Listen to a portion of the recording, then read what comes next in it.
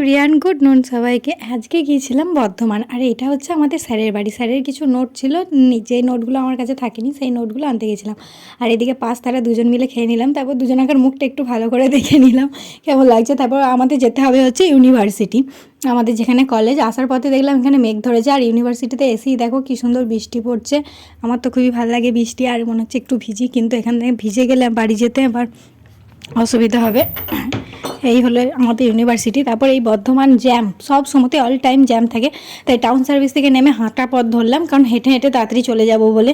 এইখানে এসে গার্জেন গেটের কাছে দেখি যে সাঁওতালদের কোনো কিছু অনুষ্ঠান হচ্ছে, সেই জন্য একটা রোড পুরো অফ করে দিয়েছে। তারপর গার্জেন গেটে যেহেতু এসেছে একটু না ঘুরলে হয়, একটা পুজোর জন্য জামা কিনলাম, আর নিজের জন্য দেখো কি দেখাচ্ছি তোমাদেরকে, নিজের জন্য এখানে পছন্দ হলো এই জুতোগুলো, তাই নিজের জন্য এই জুতোগুলো আমি অনেকদিন ধরেই খুঁজছি, কিন্তু নেওয়া আর হচ্ছে না। তারপর বাসে চেপে আমি বাড়ি চলে এলাম, আর এটা হচ্ছে নদী। দেখা হচ্ছে নেক্সট ব্লগে।